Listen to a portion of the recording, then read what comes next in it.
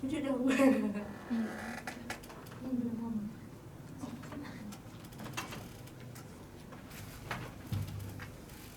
Bismillahirrahmanirrahim. Assalamualaikum warahmatullahi wabarakatuh. Waalaikumsalam warahmatullahi wabarakatuh. Selamat pagi anak-anak. Baik Ibu. Alhamdulillah, hari ini kita bertemu lagi di pembelajaran kimia. Nah, sebelumnya kita berdoa terlebih dahulu. Kita memohon kelancaran supaya dipermudah dalam menuntut ilmu. Berdoa dimulai.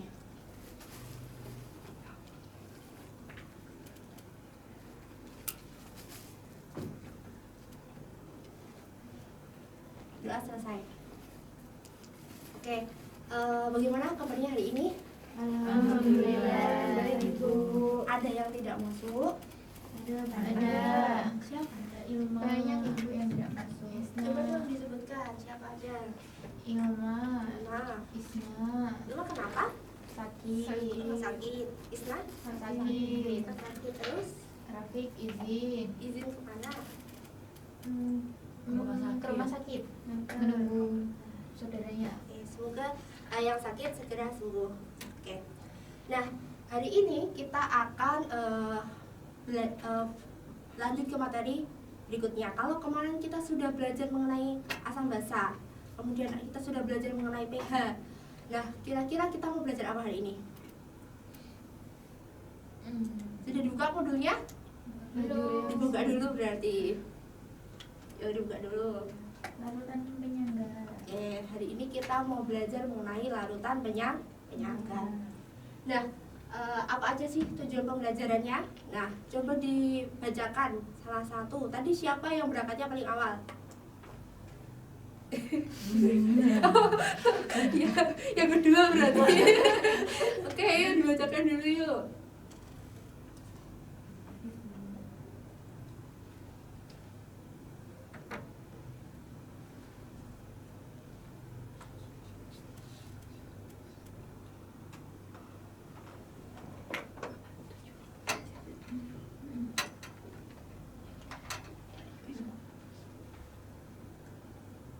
Tujuannya yang pertama mengetahui sistem penyangga dalam darah. Oke. Terus yang kedua membedakan larutan asam atau basa biasa dengan larutan penyangga. Terus menjelaskan pengertian larutan penyangga dan mengidentifikasi jenis larutan penyangga berdasarkan zat penyusunnya, asam basa lemah dengan konjugasinya. Oke. Nah, jadi begini teman-teman. Penyangga, sistem penyangga atau larutan penyangga itu dapat ditemukan di dalam kehidupan sehari-hari. Contohnya itu dalam darah. Nah, di dalam darah manusia itu kita mempunyai sistem penyangga. Ada yang tahu nggak pH dalam darah itu berapa? 7. Nah, bagaimana kalau misalnya kita itu mengkonsumsi makanan-makanan yang asam? Apakah pH-nya itu berubah? Tidak. Kenapa? Karena ada sistem penyangga. Jadi di dalam darah itu kita mempunyai sistem penyangga.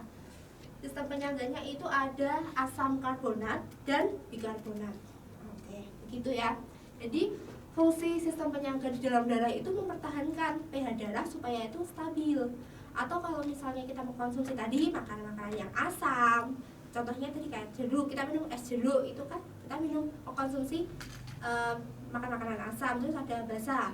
Nah, pH darah itu akan stabil atau kita dipertahankan pH-nya gitu. Kalau misalnya darah kita tidak mempunyai larutan penyangga, apa impact-nya? Rusak organ. Ya, bisa jadi kita bisa sakit. Terus enzim kita tuh tidak berfungsi dengan baik. Oke, kita masuk ke materi inti. Nah, sebelumnya apa yang membedakan pertemuan kemarin sama sekarang? Kalau kemarin kita membahas larutan asam basa, kalau sekarang kan kita membahas larutan penyangga. Apa yang membedakan? Coba di situ Ibu mengasih ilustrasi. Kira-kira di ilustrasi itu ada gambar apa? Ibu kan mengasih ilustrasi bergambar itu yang di bab perbandingan larutan penyangga dan larutan asam basa biasa. Itu kan Ibu ada memberikan gambar. itu ada 2 gelas beker. Itu apa yang dilakukan di dalam gelas beker itu? Gelas beker pertama itu berisi apa? HCl sama Oke. H2O. Oke, berarti di sebelah kiri itu ada larutan HCl, sedangkan di larutan sebelah kanan itu ada larutan penyangga. Apa fungsi yang dilakukan pada larutan HCl itu? Ditambahkan apa? Tambahkan air. Tambahkan air, berarti ada proses Pengenceran. pengenceran. Nah, ketika larutan HCl ditambahkan air,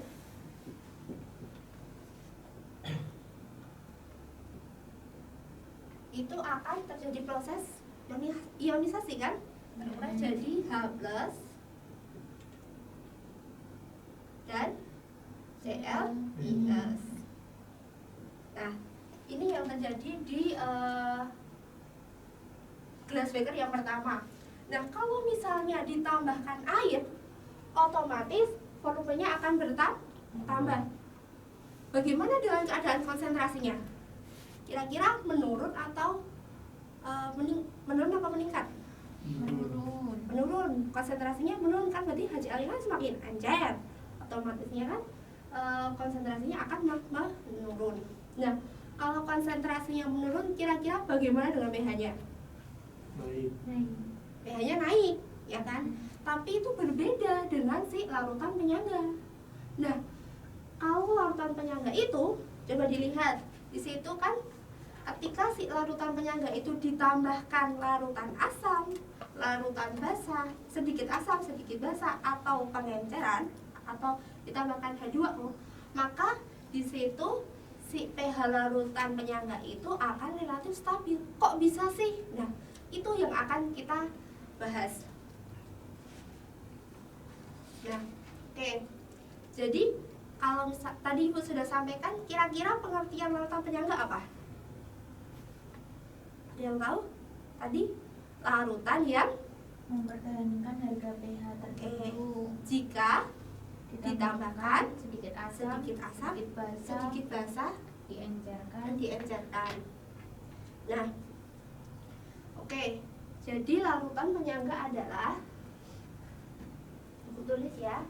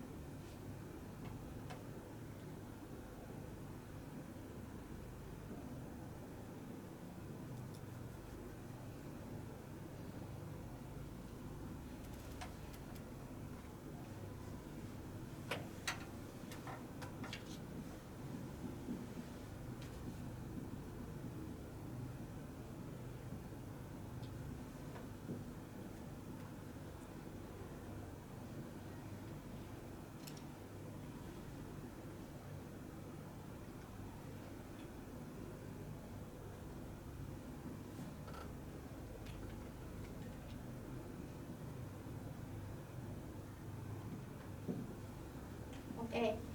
Jadi larutan penyangga adalah larutan yang dapat mempertahankan harga pH atau pH-nya itu relatif stabil ketika diberikan sedikit asam atau sedikit basah atau juga pengenceran.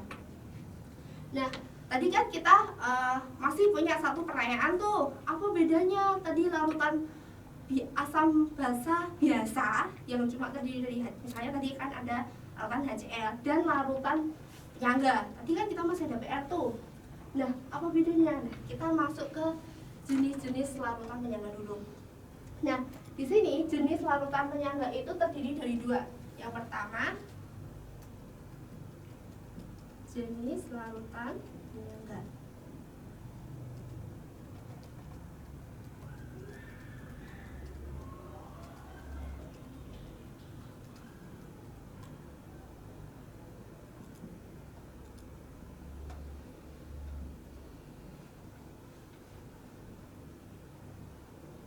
jenis larutan penyangga di sini kan tadi terdiri dari dua. Yang pertama jenis larutan penyangga asam. Nah, jenis larutan penyangga asam itu apa? Coba dibaca yuk. Asam lemah dan basa konjugasi. Oke, jadi larutan yang terdiri dari Asam lemah dan basa konjugasi. asam lemah,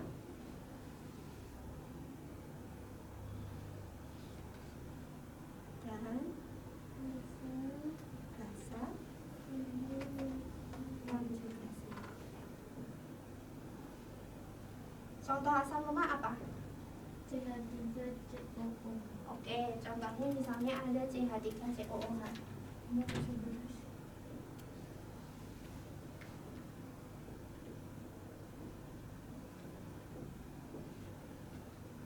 Basa konjugasinya CH3COO. CH3COO-. Masih ingat teori asam basa? Kemarin kita kan sudah belajar 3. Apa aja Mbak Alia? Masih ingat nggak? Oke, Lupa Ibu. kemarin kan kita sudah belajar mengenai arrhenius, kemudian ada Bronsted Lowry dan Lewis. Kalau arrhenius itu apa? Masih ingat nggak? Kok lupa? Oke, kalau arrhenius itu kan kita kemarin belajar larutan asam basa ketika di dalam air itu akan menghasilkan ion H+ atau OH-. Kalau asam tuh H+, kalau basa berarti OH. Kalau Bronsted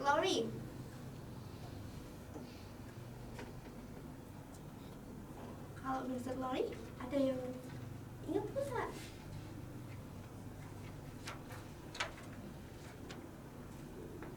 Kalau Bronsted Lowry,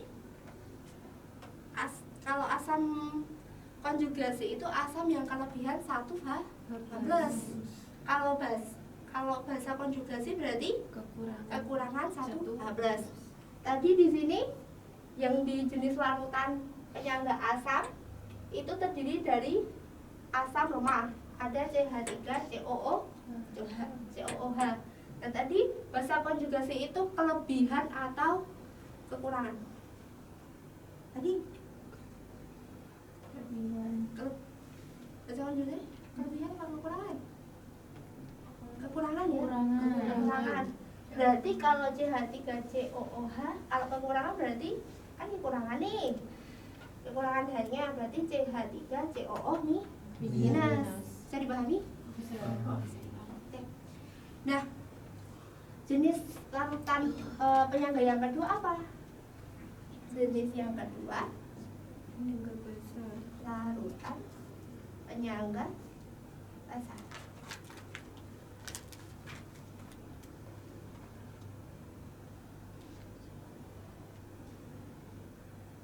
Yaitu larutan yang terdiri dari apa?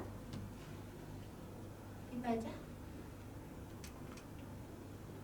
Basa lemah dan asam dan garam atau asam konjugasinya. dengan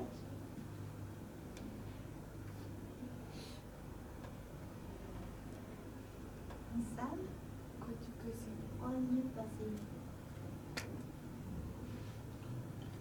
Contoh basa lemah apa? NH3, NH3.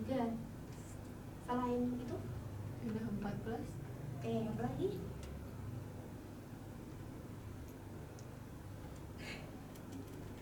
Lupa, yaudah kita pakai contohnya yang NH3.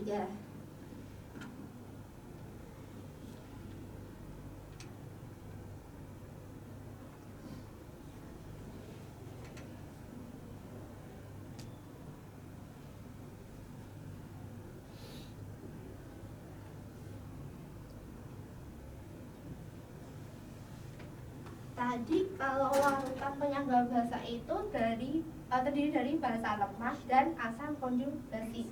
Asam konjugasi dari NH3 apa?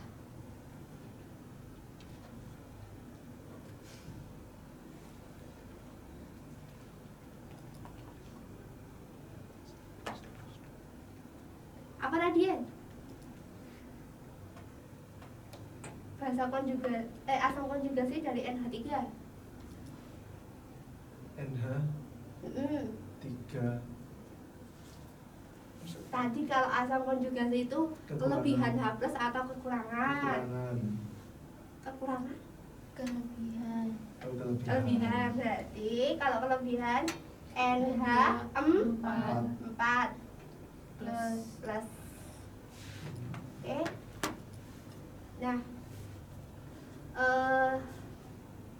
jadi untuk larutan penyangga bahasa itu tadi kan larutan yang terdiri dari bahasa lemah yaitu NH3, contohnya di sana ada NH3 dan asam konjugasinya jadi NH4. Oh iya tadi Ibu lupa atau garamnya. Garam di sini contohnya kalau misalnya di NH3COOH tadi bisa berupa CH3COONA.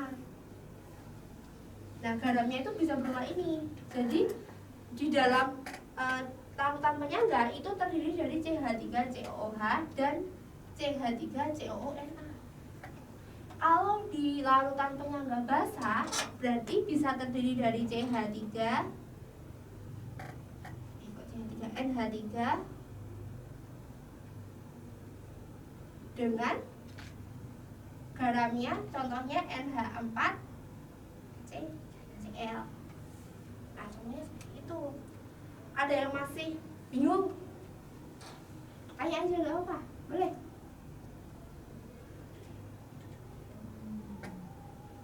Ada yang masih bingung? Enggak? Enggak? Ada? Berarti Ibu yang tanya. Tadi kita masih ada PR. Jadi larutan apa bedanya larutan asam atau basa biasa dengan larutan penyangga? Kalau larutan asam biasa gimana? Cuma terdiri dari asam atau basa. Kalau larutan penyangga? Ada asam, ada basa, ada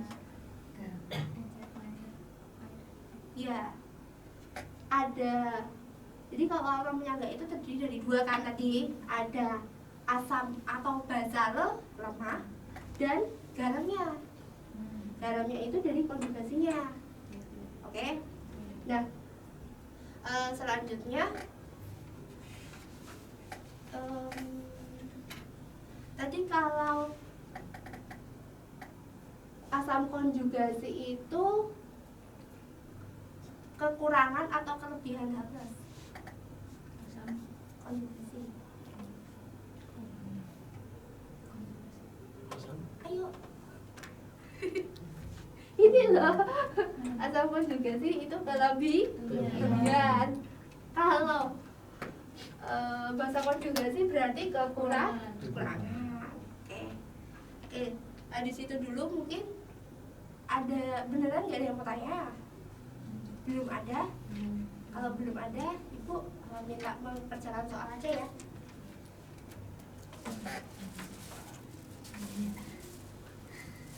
Oke, jadi di sini ada soalnya 5. Coba dikerjakan 12.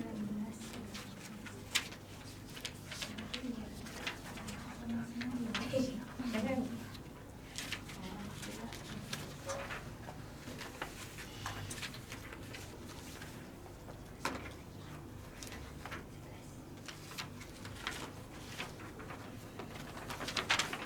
Yang dikerjakan yang 5 soal aja yang asesmen sumatif ya.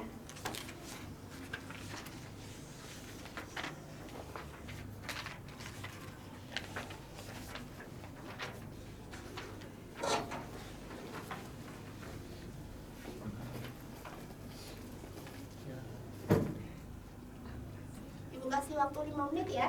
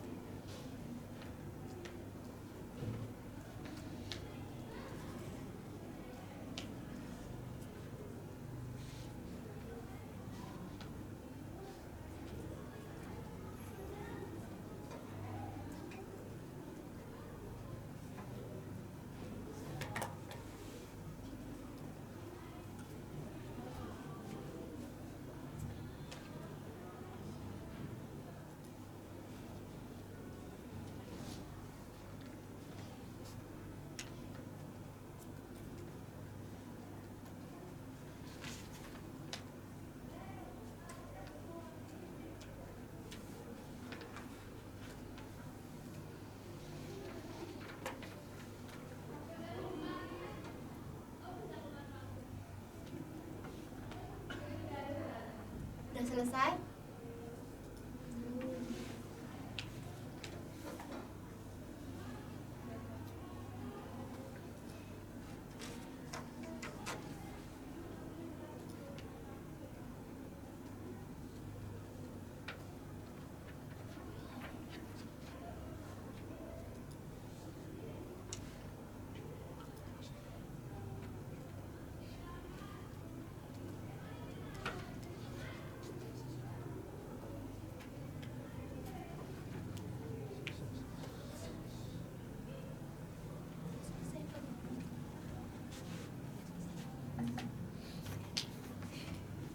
Udah selesai, Mbak?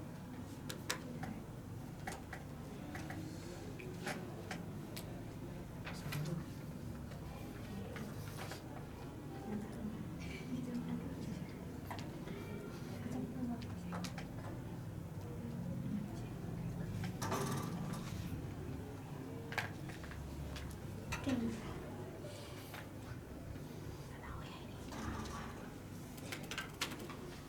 Oke, udah selesai ya.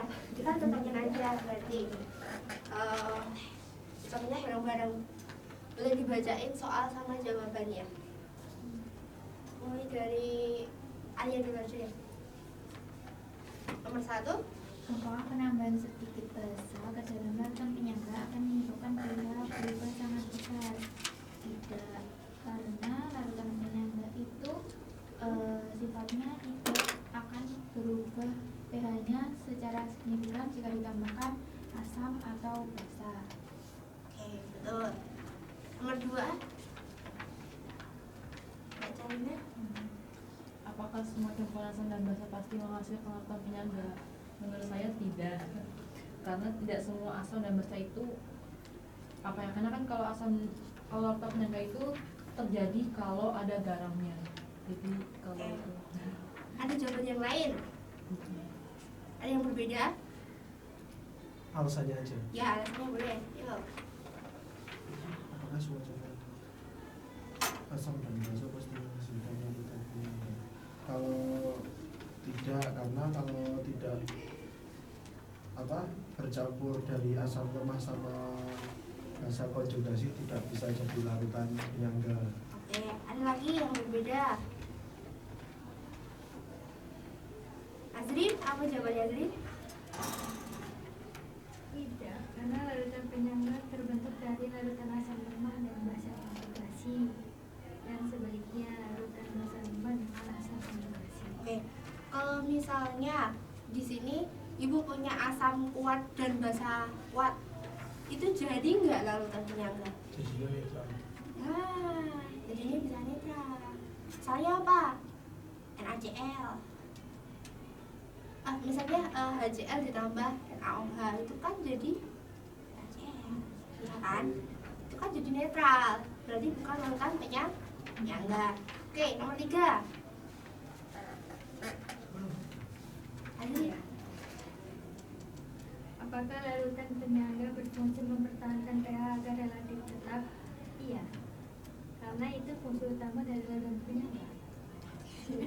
betul ya? Gak salah ya? Ada jawaban yang lain? Karena larutan penyangga tidak mudah berubah. Itu juga boleh. Karena larutan penyangga menjaga pH sistem tetap Stabil. stabil. Oke. Tidak paham ya? Nomor 4. Radian. Apakah daerah dalam tubuh mempunyai sistem penyangga?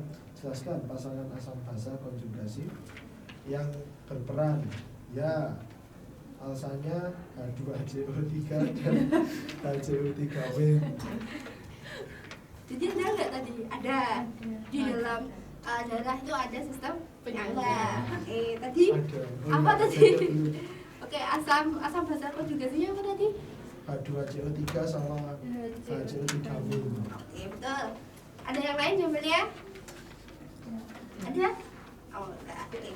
Yang terakhir. Latihan yuk. Apakah larutan yang hanya mengandung asam lemah saja dapat disebutkan larutan penyangga? Tidak, karena larutan penyangga memerlukan pasangan asam basa konjugasinya.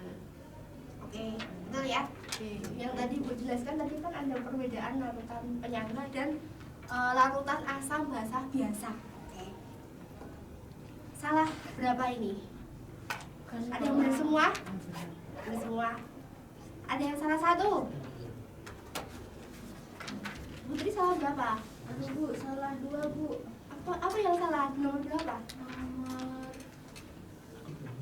Nomor 2. Nomor 2. Jawabannya apa yang salah? Kok bisa salah? Sebenarnya nggak tahu alasannya Bu. Nggak tahu? Tadi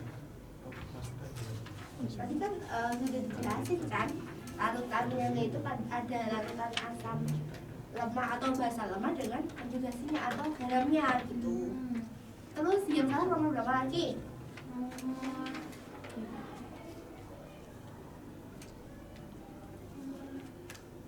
1 Bu. Nomor 1. Kenapa? Karena saya kira berubah Bu. Oke, enggak ya. Berubah sih berubah, tapi tidak signifikan, nggak kayak kita ngejarin aja itu kan berubah ya. Oke. Segitu dulu penjelasan materinya. Tidak ada yang ditanyakan ya? Tidak ada. Oke. Berarti besok kita akan belajar mengenai cara menghitung larutan penyangganya. Kita akan belajar mengenai cara menghitung pH-nya dari larutan penyangga. Oke. Begitu saja, kurang lebihnya ibu mohon maaf. Kita tutup dengan membaca hamdalah bersama. Alhamdulillahirobbilalamin. Oke, kurang lebihnya mohon maaf. Wassalamualaikum warahmatullahi wabarakatuh. Waalaikumsalam.